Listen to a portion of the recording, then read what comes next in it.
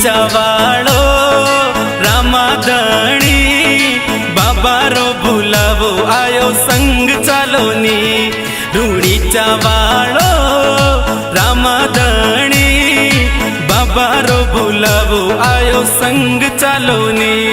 रूणीचा वाळो रामाधणी बाबा रो बुलावो आयो संग चालोनी।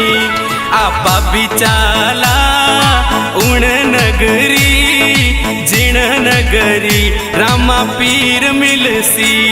रूणीचा वाळो रामाधणी बाबा रो बुलावो आयो संग चालोनी। रूणीचा वाळो रामाधणी बाबा रो बुलावो आयो संग चालोनी। बाबा रो बुलावो आयो संग चालोनी।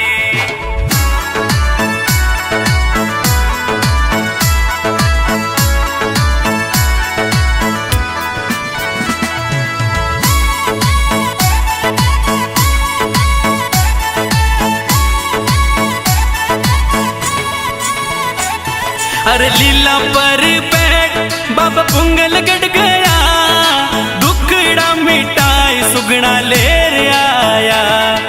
लीला पर बैठ बाबा पुंगल गड़ गया, दुखड़ा मिटाई सुगना लेर आया। आपा बिचाला उण नगरी जिण नगरी दुखड़ा मीट जासी।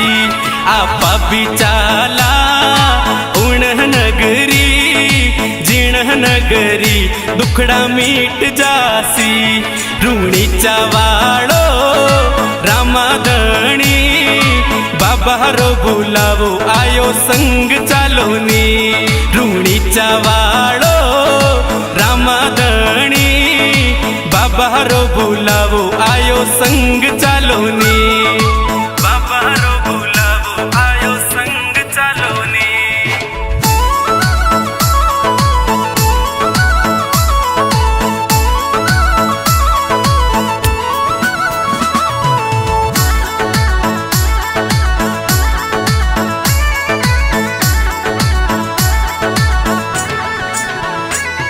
अरविंद बनने बाबा परणवा गया, चवरिया में नेतल ने चलाय दिया रे। बींद बनने बाबा परणवा गया, चवरिया में नेतल ने चलाय दिया रे। आपा बिचाला उण नगरी जिण नगरी बेड़ा पार होसी।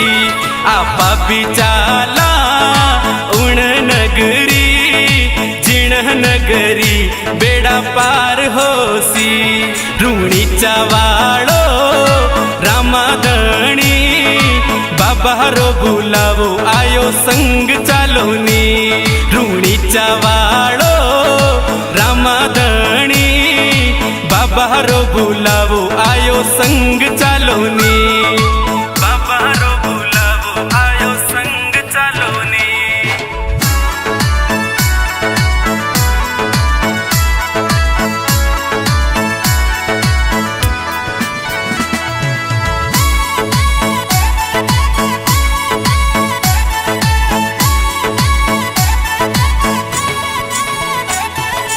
दूर दूर सू आवे जातरी, रूणीचा वाळो बाबो बेड़ा पार करसी।